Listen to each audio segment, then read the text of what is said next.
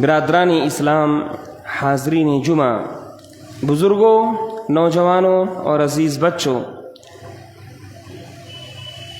تمام قسم کی تعریفات و توصیفات، کبریائی، بزرگی، بڑائی،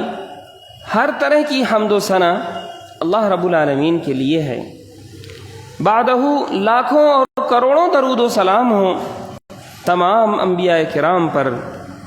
خصوصاً ہمارے اور آپ کے نبی آخر الزماں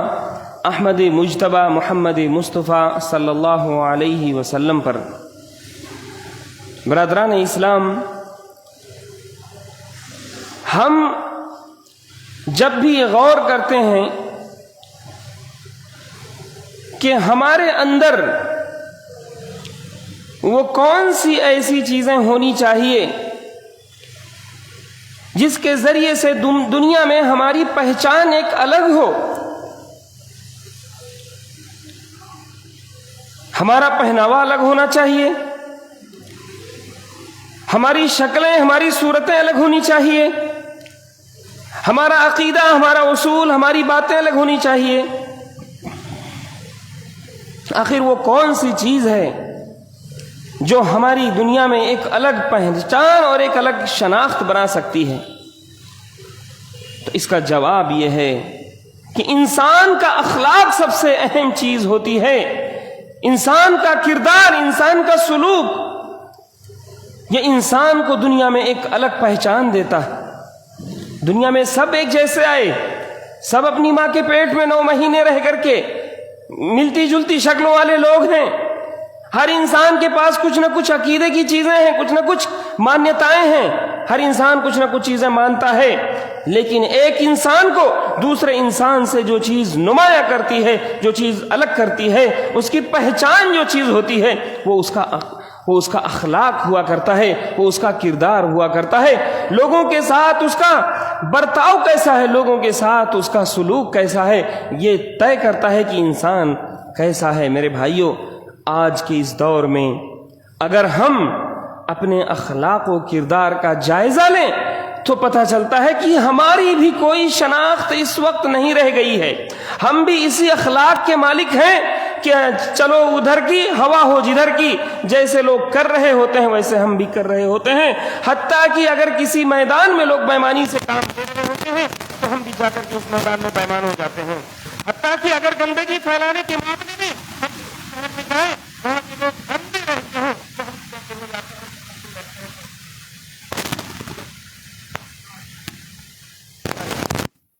کو کیا ہو گیا ہے کہ ہم جس سماج اور جس معاشرے میں رہتے ہیں، ہمارے اخلاق نے ہمیں کوئی ایسی شناخت نہیں عطا کی جس کے ذریعے سے ہماری پہچان ہو۔ آدمی یا سماج اور معاشرے کے لوگ یہ سمجھنے پر مجبور ہوں کہ یہ کون سی قوم ہے، اس قوم کی تعلیمات کیا ہیں، اس قوم کے اندر عقائد کیا ہیں، اس قوم کو جاننا چاہیے۔ کیوں آخر کسی کے اندر یہ تڑپ نہیں پیدا ہوئی ہمارے اخلاق و کردار کو دیکھ کر کے؟ دیگر قومیں جب ہمارا مطالعہ کرتی ہیں تو وہ کہتی ہیں وہ ہم ہی جیسے تو ہیں، ہم ہی جیسے وہ یہاں جاتے ہیں وہاں جاتے ہیں، ایسے اٹھتے ہیں ایسے بیٹھتے ہیں، ایسے ان کے اخلاق ہیں۔ لیکن میرے بھائیوں، ہم وہ قوم ہیں جس کے بارے میں اللہ رب العالمین نے فرمایا وَلْتَكُمْ مِنْكُمْ أُمَّةٌ يَدْعُونَ إِلَى الْخَيْرِ، تم میں سے کچھ لوگوں کو ایسے ہونا چاہیے جو خیر کی طرف بلائیں، اور تم ایسی امت ہو اخرجت للناس، جس کو نکالا ہی اسی لیے گیا ہے، تأمرون بالمعروف وتنہون عن المنکر، کہ تم لوگوں کو بھلائی کا حکم دو اور برائیوں سے روکو۔ تو آخر سب سے بڑی بھلی چیز کیا ہے جس کے ذریعے سے ہم اپنی پہچان الگ بنا سکتے ہیں؟ تو جب ہم اس میں غور کرتے ہیں تو پتہ چلتا ہے کہ ہمارا اخلاق و کردار اس وقت ختم ہو چکا ہے، ہم اپنے اخلاقیات بھول چکے ہیں، ہم بس ایک بھیڑ چال کی طرح چلے جا رہے ہیں۔ ایسی صورت میں جب بھی ہم اپنے اخلاق کی طرف واپس لوٹیں گے تو ضرورت اس بات کی ہے کہ ہم اپنے اخلاق نبوی کی طرف لوٹیں۔ امام مالک رحمہ اللہ نے فرمایا تھا کہ لن يصلح آخر هذه الامة الا بما صلح به اولها، اس امت کا آخری حصہ بھی انہی چیزوں سے درست ہوگا جن چیزوں کے ذریعے سے اس امت کا پہلا حصہ درست ہوا تھا۔ لہٰذا اگر اللہ کے نبی صلی اللہ علیہ وسلم کی تعلیمات کو لے کر کے اس امت کے شروعات کے لوگ درست ہو گئے تھے، اس امت کے شروعات کے لوگوں کی اصلاح ہوئی تھی، صحابہ کرام رضوان اللہ علیہم اجمعین، تابعین اعظام کی اگر اصلاح ہوئی تھی نبی کریم صلی اللہ علیہ وسلم کی تعلیمات کو لے کر کے، تو ہماری بھی اصلاح کیسے ہوگی؟ نبی کریم صلی اللہ علیہ وسلم کی تعلیمات کو لے کر کے، ان کے اعلیٰ اخلاق اور ان کے کردار کا مطالعہ کر کے ہمارے اندر اصلاح پیدا ہو سکتی ہے۔ تو آپ صلی اللہ علیہ وسلم کے اخلاق کیا تھے؟ سب سے پہلے آپ صلی اللہ علیہ وسلم کے اخلاق کے سلسلے میں قرآن پاک کی گواہی دیکھ لیتے ہیں کہ اللہ رب العالمین نے اپنے نبی پاک کے بارے میں، اپنے نبی کے اخلاق کے بارے میں کیا بات کہی ہے۔ اللہ رب العالمین فرماتا ہے نون والقلم وما یسطرون، نون اور قسم ہے قلم کی، اللہ رب العالمین قلم کی قسم کھا رہا ہے اور قسم کھا رہا ہے وما یسترون، اور ان تمام چیزوں کی قسم جو یہ لوگ یعنی فرشتے لوگ جو لکھتے رہتے ہیں، لوگوں کے نام اعمال لکھتے ہیں، لوگوں کی تقدیروں کے کام لکھتے ہیں اور بہت ساری چیزیں فرشتے لکھتے رہتے ہیں۔ تو اللہ تعالیٰ نے ان قلم کی بھی قسم کھائی ہے اور جو چیزیں قلم کے ذریعے لکھی جا رہی ہیں ان کی بھی قسم کھائی، اور فرمایا کہ ما انت بنعمت ربک بمجنون، اے نبی پاک آپ اپنے رب کی نعمتوں سے دیوانے اور پاگل نہیں ہیں۔ وَإِنَّ لَكَ لَأَجْرًا غَيْرَ مَمْنُونَ، آپ کو اللہ نے تو ایک ایسا اجر عطا کر رکھا ہے جو کبھی ختم نہیں ہو سکتا ہے۔ آج اللہ کے رسول صلی اللہ علیہ وسلم کے اجر و ثواب کا کیا کہنا؟ دنیا میں یہ امت بیٹھی ہے کروڑوں کی تعداد میں، یہ امت کس کا کلمہ پڑھتی ہے، یہ امت کس پر درود بھیجتی ہے، یہ تمام چیزیں اللہ کے رسول صلی اللہ علیہ وسلم کے کھاتے میں، ان کے اکاؤنٹ میں اور ان کے اجر و ثواب میں شمار کی جاتی ہیں کہ اتنی بڑی امت آپ صلی اللہ علیہ وسلم کے نام پہ دنیا میں موجود ہے۔ تو فرمایا اللہ رب العالمین نے وَإِنَّ لَكَ لَأَجْرًا غَيْرَ مَمْنُونَ، اے محمد صلی اللہ علیہ وسلم آپ کو اللہ نے ایسے اجر و ثواب عطا کر رکھے ہیں جو اجر و ثواب کبھی ختم نہیں ہو سکتے ہیں۔ اور فرمایا جو ہمارا مطمع نظر ہے اس آیت کریمہ میں اللہ رب العالمین نے فرمایا وَإِنَّكَ لَعَلَى خُلُقٍ عَظِيمٍ، اور آپ اخلاق کریمانہ کے ایک بلند مقام پر فائز ہیں۔ یہ اللہ تعالیٰ گواہی دے رہا ہے اپنے رسول کے بارے میں، اللہ تعالیٰ کے فرما رہا ہے کہ آپ اخلاق کریمانہ کے ایک اعلیٰ مقام پر فائز ہیں، ایک عظیم الشان مقام آپ کو ملا ہے اخلاق کریمانہ کا۔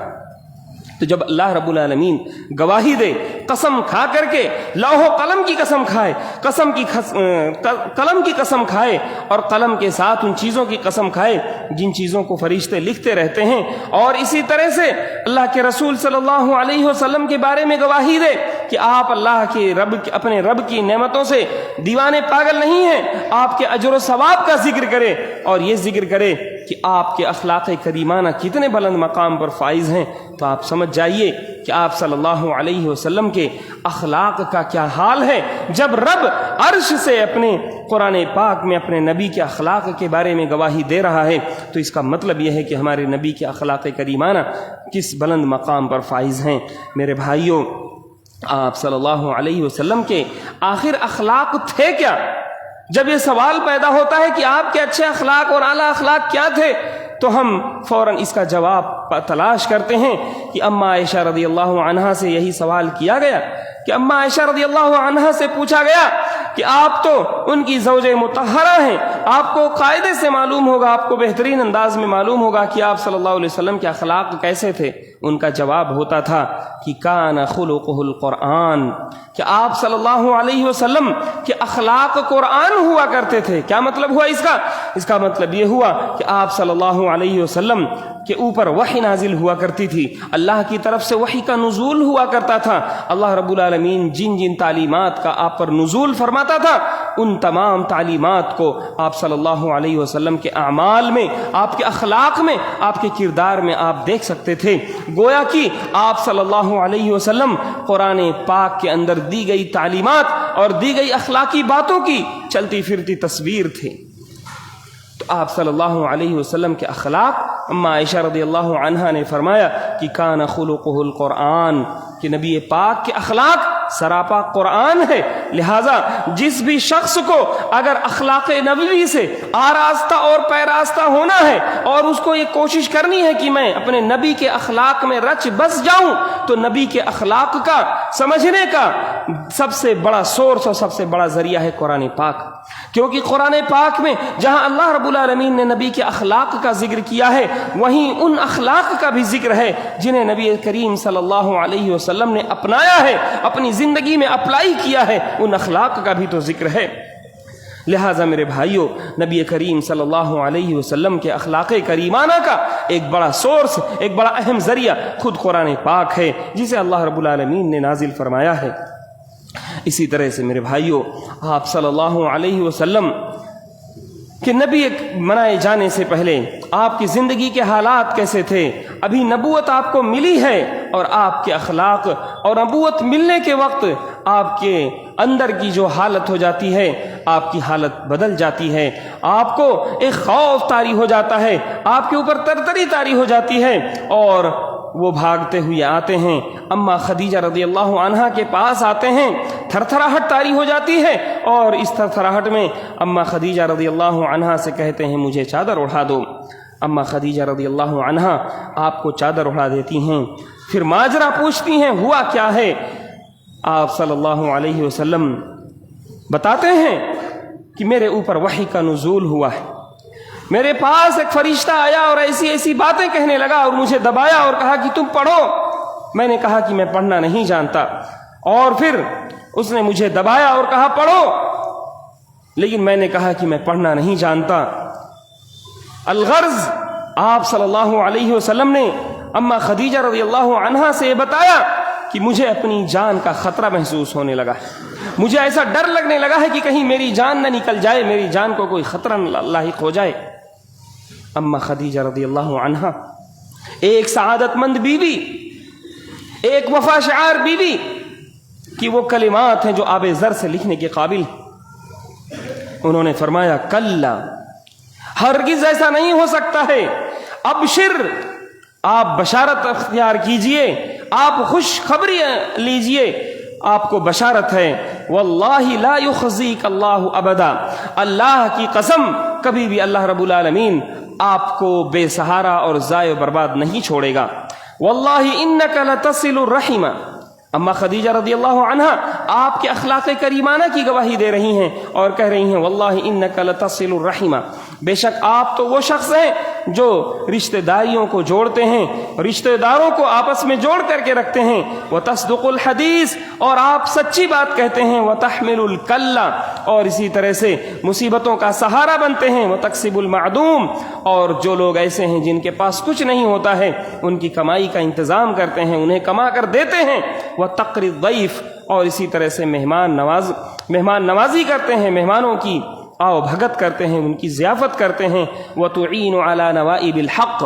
اور حق کے راستے میں آنے والی پریشانیوں پر آپ لوگوں کی مدد کیا کرتے ہیں۔ بخاری کی روایت ہے، اما خدیجہ رضی اللہ عنہا نے جب یہ تسلی بھری باتیں آپ صلی اللہ علیہ وسلم کو کہیں تو ایک بیوی کے تسلی کے مختلف الفاظ ہو سکتے ہیں، وہ جھوٹی تعریف بھی کر سکتی ہے کہ آپ بہادر ہیں، آپ ہیرو ہیں، آپ ایسے ہیں، لیکن ایک وفا شعار بیوی نے اپنے شوہر کی تعریف میں اس کے اخلاق کریمانہ کا ذکر کیا ہے۔ یہ اس بات کی دلیل ہے میرے بھائیوں، وہ لوگ، وہ قوم جن کا کوئی ایمان نہیں ہوتا تھا اللہ رب العالمین پر، جن کا آخرت کا کوئی تصور نہیں تھا، اگر وہ قومیں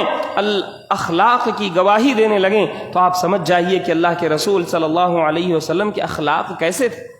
آج ہم کسی سے کہتے ہیں کہ آپ بہت نیک آدمی ہو، اس کا مطلب یہ ہے کہ آپ نیک آدمی ہو، اللہ آپ کی حفاظت کرے گا، لیکن وہ قومیں جن کو اللہ رب العالمین کے اوپر ایمان نہیں تھا، نہ ان کو آخرت پر یقین تھا، اگر وہ کسی کے اخلاق کی گواہی دیں تو اس کا مطلب یہ ہے کہ وہ اخلاق، وہ کردار اس شخصیت کا ایک ایسا پہلو ہے کہ اس پہلو کو بھلایا نہیں جا سکتا۔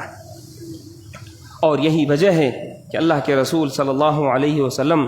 کو تسلی ملی، اور یہ جو تعریف کے کلمات تھے یہ آج تک رہتی دنیا تک موجود رہیں گے، اور آپ صلی اللہ علیہ وسلم کے اخلاق کریمانہ کی گواہی دیتے رہیں گے۔ میرے بھائیوں، آپ صلی اللہ علیہ وسلم ابھی نبوت سے پہلے قریش کے اندر رہ رہے ہیں، قریش کے اندر مختلف قسم کے لوگ ہیں، بت پرست قوم ہے، اس کے باوجود بھی آپ صلی اللہ علیہ وسلم کی اخلاق کی گواہی دی جا رہی ہے۔ وہ قوم جو مختلف قسم کی برائیوں میں ملوث ہے، وہ قوم آپ صلی اللہ علیہ وسلم کے اخلاق کی گواہی دے رہی ہے۔ آپ صلی اللہ علیہ وسلم کو نبی بنائے جانے سے پہلے ہی الصادق الامین کا لقب مل گیا تھا کہ آپ ہم میں سب سے زیادہ سچے ہیں، سب سے زیادہ سچ بات کہنے والے ہیں۔ اسی طرح سے آپ صلی اللہ علیہ وسلم کو امین کا لقب مل گیا تھا کہ آپ ہم میں سب سے زیادہ امانت دار ہیں۔ آپ صلی اللہ علیہ وسلم نبوت سے پہلے بھی لوگوں کی امانتیں اپنے پاس رکھا کرتے تھے، حتیٰ کہ آپ کو نبوت ملی اور نبی بنائے جانے کے بعد کفار آپ کی مخالفت کرتے تھے، لیکن مخالفت کے باوجود بھی اپنی امانتیں آپ صلی اللہ علیہ وسلم کے پاس رکھتے تھے، کیونکہ انہیں یہ ایمان تھا، انہیں یہ یقین تھا کہ محمد سے بڑھ کر دنیا میں کوئی امانت دار نہیں ہو سکتا ہے۔ عقیدے کا اختلاف ہو سکتا ہے، لیکن ان سے بڑھ کر کے امانت دار، ان سے بڑھ کر کے سچا کوئی شخص نہیں ہو سکتا ہے۔ میرے بھائیوں، آپ صلی اللہ علیہ وسلم ہجرت کرتے ہیں اور لوگوں کی امانتیں بحفاظت ان تک واپس پہنچانے کا انتظام کرتے ہیں۔ تو یہ آپ صلی اللہ علیہ وسلم کے اخلاق کریمانہ تھے جس کی گواہی کفار دیا کرتے تھے۔ میرے بھائیوں، اسی طرح سے آپ صلی اللہ علیہ وسلم نے نبی بنائے جانے کے بعد جب کفار مکہ کو پہلی بار خطاب کر کے کچھ کہنا چاہا، اپنی نبوت کی دعوت کو پیش کرنا چاہا، تو آپ صلی اللہ علیہ وسلم نے کیا کہا؟ یہی فرمایا کہ اگر میں کہوں کہ اس پہاڑ کے پیچھے ایک لشکر جرار چھپا ہوا ہے تو کیا تم ہماری تصدیق کرو گے؟ کیا تم ہمیں سچا جانو گے؟ کفار مکہ نے ایک زبان ہو کر کہا تھا، ما جربنا علیک الا صدقا، ہم نے آپ کے بارے میں سچائی کے علاوہ کبھی کسی جھوٹ بات کا تجربہ کیا ہی نہیں ہے، کبھی ہمارا آپ سے جھوٹ کا کوئی واسطہ ہوا ہی نہیں ہے، لہٰذا ہم آپ کو بالکل سچ جانیں گے۔ یہ گواہی ہے پورے کفار مکہ کی، جو آپ صلی اللہ علیہ وسلم کے اندر صدق و سچائی، اور آپ جانتے ہیں صدق و سچائی یہ معمولی اخلاق نہیں ہے، بلکہ اخلاق کریمانہ میں سب سے اونچے لیول پر، سب سے ٹاپ پر جو اخلاق ہوتا ہے وہ سچائی ہے۔ اگر ایک انسان سچا نہیں ہے تو وہ چاہے جتنے بھی اچھے اخلاق کر لے، وہ ممکن ہے وہ ایکٹنگ کر سکتا ہے، وہ ممکن ہے مکاری کر سکتا ہے، وہ ریاکاری کر سکتا ہے، لیکن ایک انسان اگر سچا ہے تو اس کے تمام اخلاق سچے ہوں گے، اس کے تمام کردار سچے ہوں گے، اس کے تمام معاملات سچے ہوں گے۔ لہٰذا بار بار جو آپ صلی اللہ علیہ وسلم کی سچائی کی گواہی دی جا رہی ہے، یہ اس بات کی دلیل ہے کہ آپ کے تمام معاملات سچے تھے، تمام معاملات اچھے تھے، حتیٰ کہ آپ نے نبوت کا جو دعویٰ کیا اس میں بھی آپ سچے تھے۔ میرے بھائیوں، تو سچائی آج ہمارے اندر مفقود ہوتی جا رہی ہے۔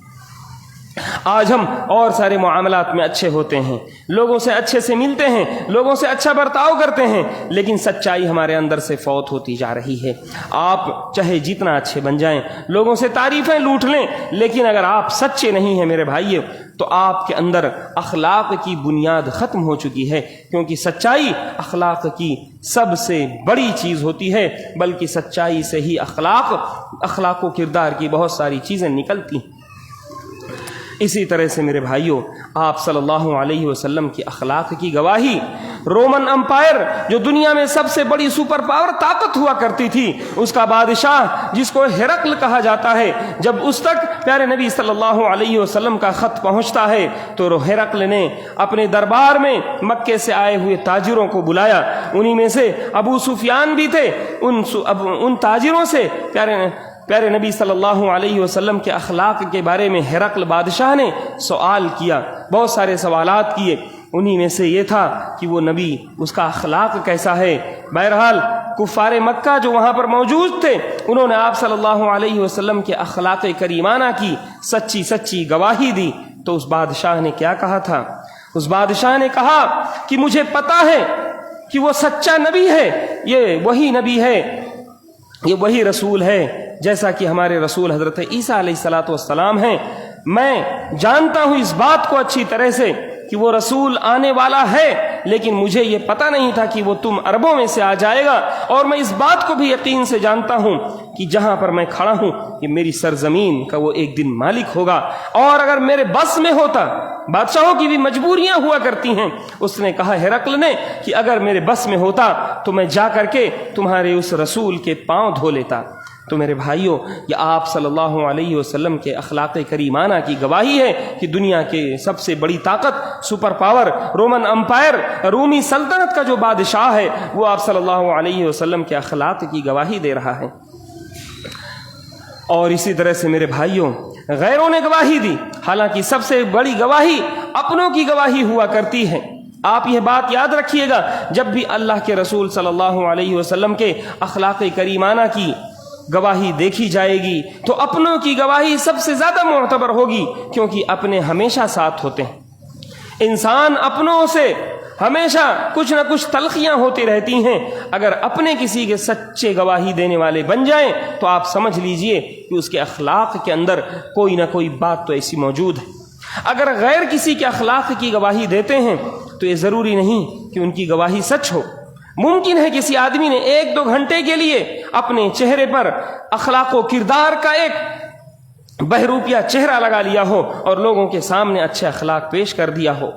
لیکن وہ لوگ جو آپ کے ساتھ صبح و شام رہتے ہوں، اگر وہ آپ کے اخلاق کی گواہی دیں تو وہ گواہی دنیا میں سب سے معتبر مانی جاتی ہے۔ لہٰذا پیارے نبی صلی اللہ علیہ وسلم کے اخلاق کے بارے میں جب بھی یہ سوال کیا جائے گا کہ یہ تو ساری گواہی اپنوں کی دی ہوئی ہے، تو ہمارا جواب یہ ہوگا کہ اپنے ہی سب سے زیادہ کسی سے باخبر ہوتے ہیں، اپنے ہی کسی کے اچھائیوں کے بھی جانکار ہوتے ہیں، برائیوں کے بھی جانکار ہوتے ہیں۔ حضرت انس رضی اللہ تعالی عنہ جو آپ صلی اللہ علیہ وسلم کے 10 سال تک خادم تھے، کہتے ہیں، گواہی دیتے ہیں آپ کے اخلاق کریمانہ کی، لم یکن سبابا ولا فحاشا ولا لعانا وكان يقول لأحدنا عند المعتبة ما له ترب جبينه۔ حضرت انس رضی اللہ تعالی عنہ کہتے ہیں کہ اللہ کے رسول صلی اللہ علیہ وسلم نہ تو برا بھلا کہنے والے تھے، نہ تو فحش گو تھے، نہ تو برائیاں بکتے تھے، اور نہ ہی کثرت سے لان و تان کرنے والے تھے۔ وكان يقول لأحدنا عند المعتبة، اور آپ صلی اللہ علیہ وسلم ہم میں سے کسی کو اگر کبھی ڈانٹنا بھی ہوتا تھا تو صرف اتنا کہتے تھے، ما لہ ترب جبینہ، اس کو کیا ہو گیا ہے، اس کی پیشانی خاک آلود۔ صرف اتنی سی بات کہتے تھے، ما لہ ترب جبینہ، ما لہ ترب جبینہ، یہ ایک طرح کی دعا ہے، گویا کہ آپ اسے دعا دے رہے ہوتے ہیں۔ تو یہ آپ صلی اللہ علیہ وسلم کا اخلاق کریمانہ تھا میرے بھائیوں۔ حضرت انس رضی اللہ تعالی عنہ جو آپ صلی اللہ علیہ وسلم کی خدمت میں 10 سال کی عمر میں آئے، ابھی وہ بچے ہیں، آپ صلی اللہ علیہ وسلم انہیں کبھی کسی کام کے لیے بھیجتے ہیں، کہتے ہیں ایک بار آپ نے مجھے کسی کام کے لیے بھیجا، میرے دل میں کھیلنے کی خواہش تھی، مجھے لگا کہ میں شاید یہ کام نہ کروں، ابھی کھیل لوں کودوں، اور ایسا ہی ہوا کہ میں مدینہ کی گلیوں میں چلتے ہوئے جا رہا تھا کہ کچھ بچوں کو کھیلتے ہوئے دیکھ رہا ہوں، اور انہی کے درمیان میں بھی کھیلنے میں مست ہو گیا۔ آپ صلی اللہ علیہ وسلم کو جب محسوس ہوا کہ ایک لمبا وقت گزر چکا ہے، ابھی انس واپس نہیں آئے، تو آپ صلی اللہ علیہ وسلم خود نکل پڑے اور دیکھا کہ حضرت انس بچوں کے ساتھ کھیل رہے ہیں۔ آپ نے بڑے پیار سے ان سے کہا، یا انیس اذهبت حیث امرتک، اے پیارے انس کیا تم وہاں نہیں گئے جہاں میں نے تمہیں جانے کا حکم دیا تھا؟ اس طرح کی گواہیاں ہیں جو پیارے نبی صلی اللہ علیہ وسلم کے بارے میں موجود ہیں۔ میرے بھائیوں، یہ لسٹ بہت لمبی ہے۔ آپ صلی اللہ علیہ وسلم جود و سخا کے پہاڑ تھے، سخاوت و فیاضی میں آپ کا کوئی